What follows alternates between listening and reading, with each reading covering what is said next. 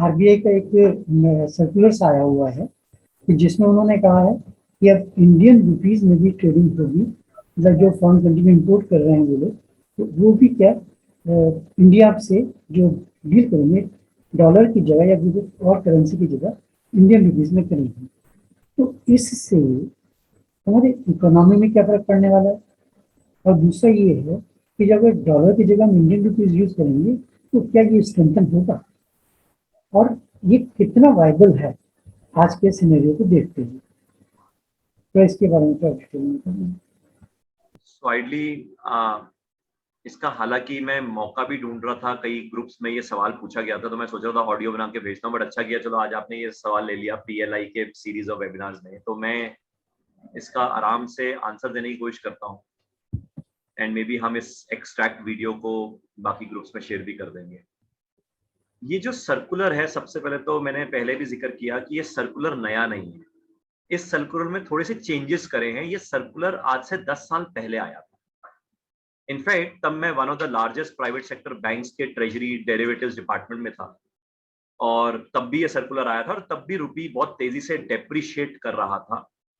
And ये circular उस जमाने में इसलिए आया था बिकॉज चाइना ने एक सर्कुलर निकाला था अपनी इकोनॉमी में, जिसमें उन्होंने कहा था कि अब हम बिलिंग युआन में करेंगे। चाइना ने ये सर्कुलर इसलिए निकाला था बिकॉज चाइना को जब 2008 में समझ आ गया कि उनका एक तरह से ट्रेड सरप्लस हो गया है और यूएस को ट्रेड डेफिसिट में धकेल दिया है, तो चाइना ने कहा कि अब जब यूएस ट्रेड डेफिसिट में चला ही गया और मैं ट्रेड सरप्लस में आ गया, और 30% of the world production China में हो रही है, तो चाइना जब मेजरली एक्सपोर्ट कर रहा है और मोटा मोटा 12% ऑफ द टोटल एक्सपोर्ट्स जो वर्ल्ड की थी उस जमाने में वो चाइना करता था, आज के डेट में 15% करता है मोटा मोटा। तो चाइना ने एक तरह से ये रिफॉर्म लाया अपने देश में कि अब हम डॉलर में बिलिंग नहीं करेंगे, हम युआन में बिलिंग करेंगे। इसका पर्पस क्या था? चाइना की तरफ से जो कहानी शुरू हुई थी वो ये थी कि चाइना का एक्सपोर्टर को चाइना इंश्योर करना चाहता था कि जितना तूने खर्चा किया है, कॉस्ट ऑफ प्रोडक्शन है, प्लस जो तेरा प्रॉफिट मार्जिन है, वो तेरा गारंटेड रहेगा। क्योंकि अगर मैं डॉलर में बिलिंग करूंगा और डॉलर युआन हिल गया तो प्रॉब्लम हो जाएगी। जैसे से फॉर एग्जांपल अगर एक्सपोर्टर आज एक्सपोर्ट करता है और आज डॉलर का रेट 80 रुपीज है, और कल को जब पेमेंट आनी है समझो 6 महीने के बाद, और आज मेरी बातचीत हुई है 80 रुपीज पे, मेरी कॉस्ट ऑफ प्रोडक्शन, मेरा प्रॉफिट मार्जिन, इन्फ्लेशन सब मद्देनजर रखते हुए 80 रुपए की बात हुई है, मगर उस अंग्रेज को 80 रुपए पता नहीं, उसको तो मैंने $1 बोल रखा है, और जब 6 महीने का जब डॉलर आएगा पता लगा 80 का 75 हो गया, तो नुकसान हो जाएगा मेरे को, जिसके लिए हम हेजिंग करते हैं डेरिवेटिव्स में।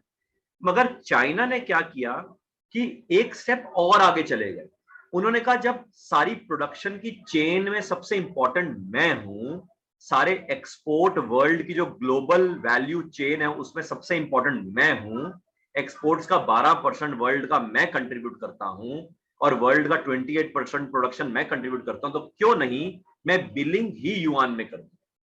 जब उसने ये सर्कुलर निकाला तो उस जमाने में हमारे आरबीआई ने भी ये सर्कुलर निकाला था कि हम भी अपने एक्सपोर्टर्स को चॉइस देते हैं कि वो भी बिलिंग रुपीज में कर सकते हैं। मगर पॉइंट ये है, ये आप समझ सकते हैं कि बिलिंग रुपीज में मैं तब कर पाऊंगा जब मेरा सामान इतना इंपॉर्टेंट है कि वर्ल्ड को चाहिए, और वर्ल्ड में कोई और बना नहीं पा रहा, या वर्ल्ड में हमसे सस्ता कोई और नहीं बना पा रहा। और हमने एक्सपोर्ट्स के ऊपर जो वेबिनार करे फाइनेंशियल मार्केट एजुकेशन सीरीज में या पोर्टफोलियो एजुकेशन सीरीज में, या जो अभी रिसेंटली हम जो पीएलआई की जो सीरीज कर रहे हैं, हमने एक चीज तो समझ ली कि हम आज तक जो एक्सपोर्ट करते आ रहे थे, स्पेशली बिफोर 2020, हम वो एक्सपोर्ट कर रहे थे जो वर्ल्ड को ज्यादा नहीं चाहिए था। इसलिए वर्ल्ड की ग्लोबल वैल्यू चेन में हमारा कंट्रीब्यूशन कुछ भी नहीं था, और हमारा रैंकिंग ओवरऑल जितने भी वर्ल्ड की जो रिक्वायरमेंट वाले प्रोडक्ट्स थे उसमें हम 16-17 रैंक पे थे। यानी कि जो वर्ल्ड को चाहिए वो हम बना नहीं रहे, जो वर्ल्ड को नहीं चाहिए वो हम बना रहे हैं, और वर्ल्ड को जो नहीं चाहिए, समझो थोड़ा थोड़ा चाहिए, तो वो हमसे खरीद रहे हैं। तो हमारी एक्सपोर्ट सैचुरेशन पे थी। तो उस टाइम पे अगर ये सर्कुलर निकाला भी था तो इसका कोई खास फर्क नहीं पड़ा था। उस जमाने की मैं बात कर रहा हूँ और मेरे को अच्छी तरह याद है, कई एक्सपोर्टर से जब हम ये मिलते थे और लार्ज एमएनसी कंपनीज जो हमारे क्लाइंट्स होते थे, वो कहते हैं सर्कुलर का फायदा नहीं, क्योंकि हम ग्लोबल वैल्यू चेन में कहीं पे स्टैंड नहीं करते।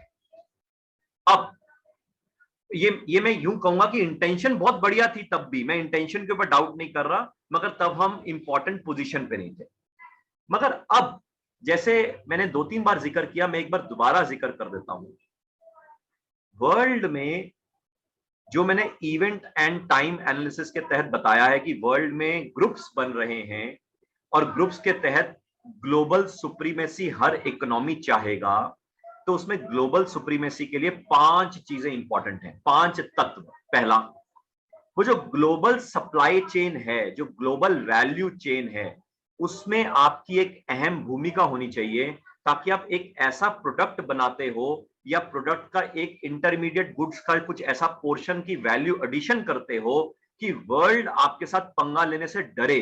क्योंकि वर्ल्ड को लगे अगर आपके साथ पंगा लिया तो जो ग्लोबल वैल्यू चेन में, जो सप्लाई चेन के अंदर जो इंपॉर्टेंट वैल्यू एडिशन आप कर रहे हो, आपका देश कर रहा है, कहीं वो इंपैक्ट ना हो जाए जिसके कारण पूरा वर्ल्ड इंपैक्ट हो जाएगा, तो मैं ऐसे देश का पंगा नहीं लेता। यानी कि आपको supply chain, global supply chain में बहुत इंपॉर्टेंट तत्व बनना पड़ेगा।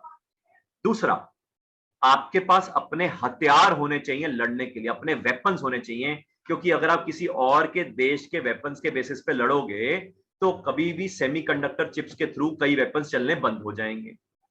और इसके तो कई एग्जाम्पल रहे हैं, और कारगिल वार सबसे लेटेस्ट एग्जाम्पल है। थोड़ा R&D करोगे तो आपको समझ आएगा, हमारी तो बुलेट्स भी नहीं चली और कई बंदूकें भी नहीं चली और कई बम भी नहीं फूटे, और अल्टीमेटली हम नीचे थे और कारगिल वार में दुश्मन ऊपर था, तो सैटेलाइट इमेज भी, हमारे पास सैटेलाइट नहीं थी अपनी, तो सैटेलाइट इमेज के पैसे हम खर्चते थे, और वो खर्चा करने के बाद जो सैटेलाइट इमेज आती थी वो भी डिलेड आती थी, तब तक दुश्मन की पोजीशन चेंज हो चुकी होती।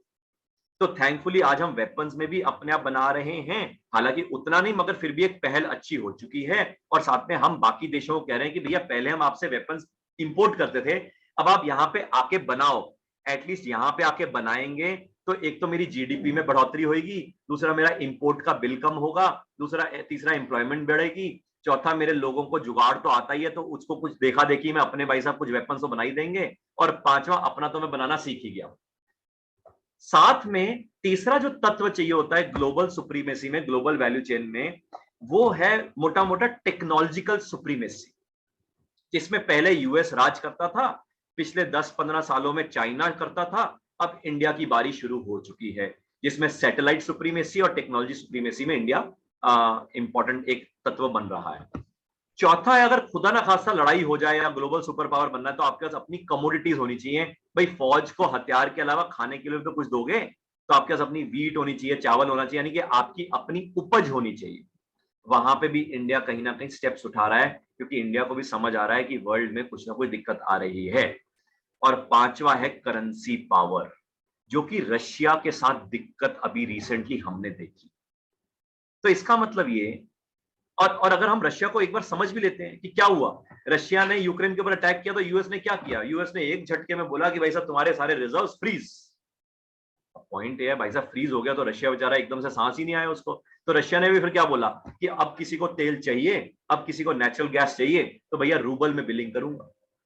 रशिया ऐसा कह पाया, वो इसलिए कह पाया क्योंकि वर्ल्ड को पता है कि यूरोप में सबसे major supplier of natural gas Russia है, और वर्ल्ड को पता है, और हमने इसके ऊपर पूरा वेबिनार भी किया था, रशिया का जो बॉर्डर है जहां से वो नेचुरल गैस या ऑयल पहुंचता है यूरोप जोन को, वो सऊदी के तरफ से पहुंचना बहुत मुश्किल है।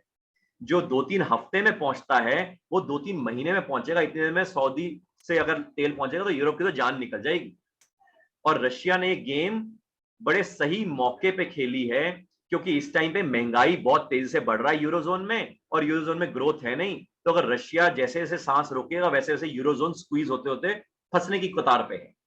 और ये रशिया ने स्टेप उठाया, मगर ये बात अलग है कि उतना इंप्लीमेंट प्रॉपर वे में नहीं हो पा रहा, मगर वहां पे इंडिया बीच में आ गया।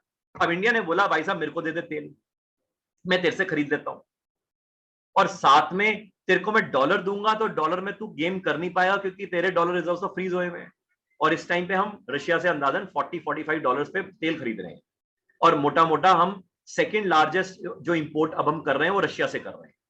50 गुना हमारा तेल का इंपोर्ट बढ़ चुका है, 50 गुना। अब दिक्कत ये आई पुतिन और मोदी साहब को कि भाई साहब ये बिलिंग किस में करेंगे। तो मोदी साहब ने कहा भाई साहब डॉलर में करेंगे तो तेरे को डॉलर मिलेंगे नहीं, तो ऐसा करते हैं रुपए में करें। अब रुपए में करते हैं, कैसे करेंगे? अब वहां पे ये सर्कुलर पीछे पीछे आया। अब इसमें क्या गेम खेली, इंडिया में किसी को इंपोर्ट करने के लिए समझो तेल चाहिए। अभी सर्कुलर एक्सपोर्ट के ऊपर आया, मैं इंपोर्ट की पहले कहानी कर दूं। आपने तेल इंपोर्ट किया, रशिया को बोला कि भाई आपके रुपए जितने बनते हैं मैं देने को तैयार हूं, कहां रखूं रुपए? आप फ्लाइट पकड़ के आएंगे या मैं फ्लाइट पकड़ के आऊं?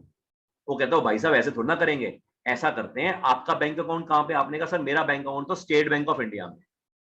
तो वो जो एक्सपोर्टर है, समझो रोज नेफ्ट कंपनी है रशिया की जिसने तेल आपको बेचा, उसने अपने बैंकर को बोला कि भाई साहब आप ना अपना एक बैंक अकाउंट एसबीआई में खुलवा लो। अब रशियन बैंक का बैंक अकाउंट एसबीआई में खुल गया, जिसको हम बोलते हैं वॉस्ट्रो अकाउंट। वॉस्ट्रो यानी कि तेरा अकाउंट मेरे पास। इसी को हम ऐसा ही बोलते हैं नॉस्ट्रो अकाउंट, मेरा अकाउंट तेरे पास। अकाउंट वही है, मेरा अकाउंट तेरे पास, तेरा अकाउंट मेरे पास। तो इसको मैं नॉस्ट्रो बोल दूं, वॉस्ट्रो बोल दूं, मतलब समझ क्लियर होनी चाहिए। भैया रशिया में किसी बैंक के साथ जिसकी डीलिंग रोज नेफ्ट के साथ है, उसने अपना अकाउंट इंडिया में स्टेट बैंक ऑफ इंडिया में खोल दिया है। तो आप गए खुशी खुशी, आपने रुपए अपने बैंक अकाउंट से डेबिट करके रोज नेफ्ट के जो बैंक का जो नॉस्ट्रो अकाउंट या वॉस्ट्रो अकाउंट खुला हुआ है स्टेट बैंक ऑफ इंडिया में, वहां पे ट्रांसफर कर दिया। अब ट्रांसफर कर दिया, अब यही पैसा अगर वो रशियन बैंक रुपए लेकर रोज नेफ्ट को देगा, तो रोज नेफ्ट कहेगा भाई साहब क्या ले आए हो मेरे लिए, मेरे तो रशिया में हूं, मेरे को तो भाई साहब रूबल दो या डॉलर दो।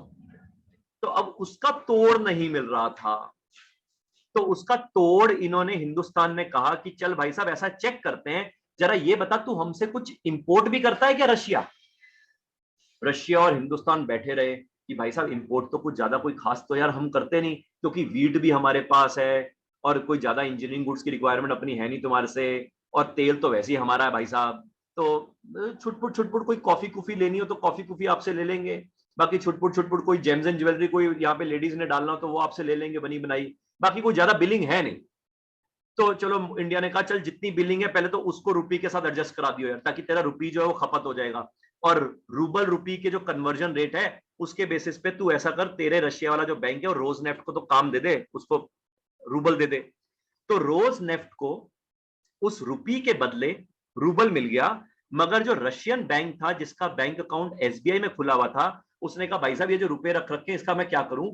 तो इसी बहाने किसी इंपोर्टर जो रशिया में था उसने कहा भाई मेरे खाते में डाल दे, मेरा एक एक्सपोर्टर है जिसने मेरे को कॉफी भेजी है या जेम्स एंड ज्वेलरी भेजी है गुजरात से, तो ऐसा कर ये रुपए उनको दे दे यार, उनके काम आ जाएगा। तो ऐसे करके कुछ कुछ एक्सचेंज ये करने की कोशिश कर रहे थे।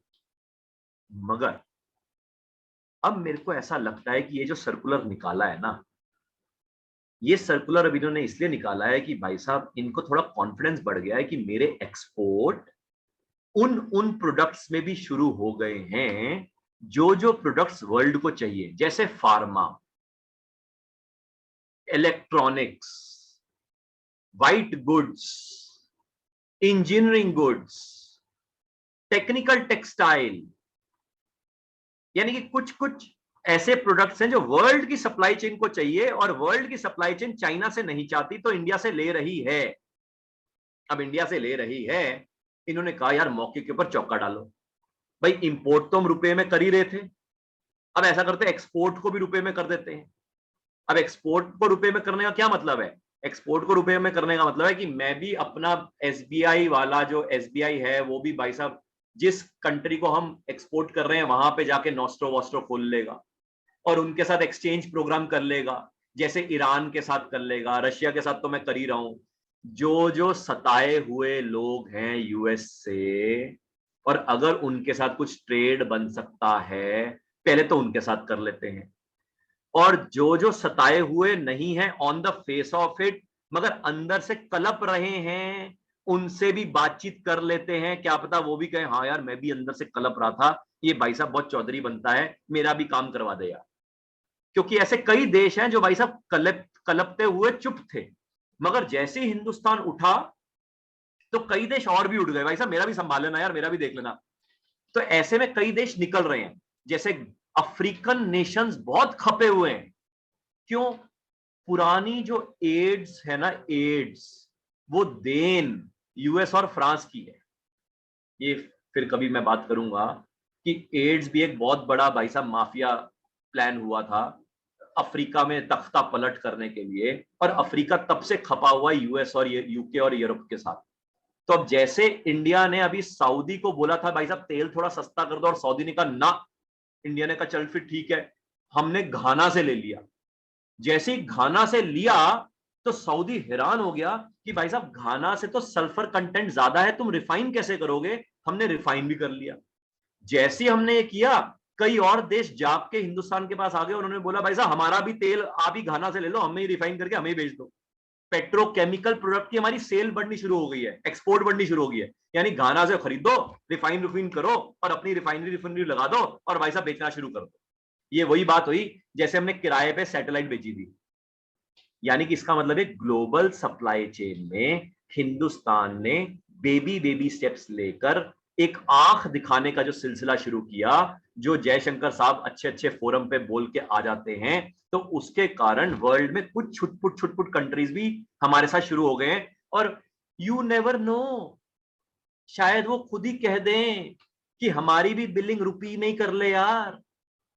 यानी कि ये तो वही बात हुई, रुपी में बिलिंग कर ले, मगर इसमें एक बहुत बड़ा कैच है, और उसका मेरे को लगता है आने वाले समय में एक सर्कुलर आना बाकी है, रह गया है लगता है।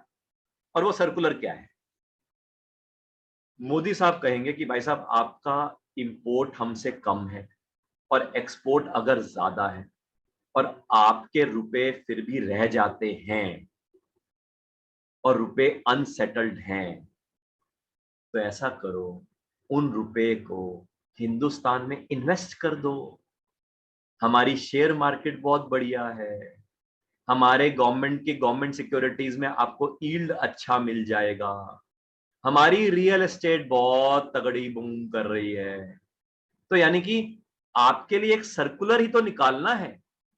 सर्कुलर में क्या लिखना है कि भाई साहब फॉरेन जो पोर्टफोलियो इन्वेस्टर्स हैं वो तो है ही हैं जो वेलकम है, मगर जो नॉस्ट्रो या वॉस्ट्रो अकाउंट में पैसा पड़ा हुआ है उसको तुम यूटिलाइज कर सकते हो for the purpose of investment in Indian equities, government securities and may be शायद रियल एस्टेट भी।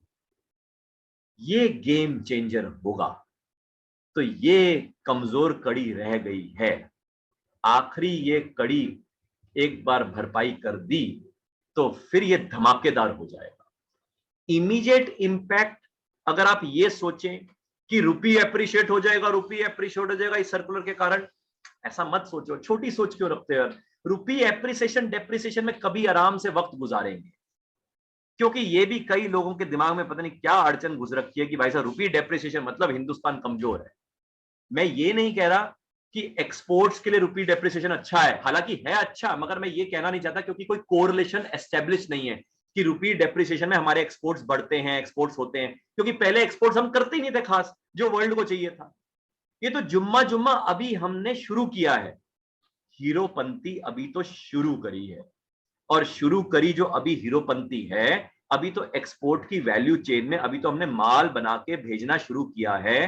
तो रुपी डेप्रिसिएशन का कितना फायदा होगा वो तो आने वाले समय में पता लगेगा। ये बात अलग है कि हमारा इंपोर्ट एक्सपोर्ट से ज्यादा है तो हमें रुपी डेप्रिसिएशन चुभता है, चुभेगा, मगर रुपी डेप्रिसिएशन से आप ये मत समझो कि हिंदुस्तान प्रोग्रेस नहीं कर रहा है।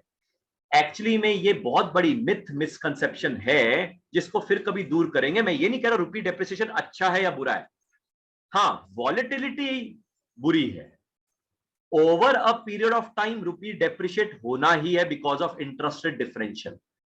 ये वाला ज्ञान मैं अभी के लिए रोक रहा हूं, अपने आप को रोक रहा हूं, वाणी को विराम दे रहा हूं, मगर फिलहाल के लिए सिर्फ इतना कहना चाह रहा हूं, रुपी डेप्रिसिएशन रोकने के लिए सर्कुलर नहीं। ये बात अलग है कि रुपी एप्रिसिएशन होना चाहिए धीरे धीरे करके जैसे जैसे डॉलर इंडेक्स टूटेगा, और मुझे उम्मीद है कि अब डॉलर इंडेक्स टूटने का समय आ चुका है, बिकॉज अब यूएस का स्लो डाउन का समय शुरू हो गया है। यूएस का डॉलर इंडेक्स इसलिए बढ़ रहा था क्योंकि यूएस के डाटा बहुत अच्छे आ रहे थे, मगर जैसे मैंने इवेंट एंड टाइम एनालिसिस में भी आपको जिक्र किया है कि यूएस का डाउनफॉल शुरू हो जाएगा तो डॉलर इंडेक्स टूटते हुए दिखता है, तो उसके कारण रुपी थोड़ा बहुत एप्रिशिएट हो सकता है करे। मगर ये जो सर्कुलर है, ये सर्कुलर रुपी डेप्रिसिएशन एप्रिसिएशन की नहीं है, ये सर्कुलर बहुत बड़ी गेम का आगाज है।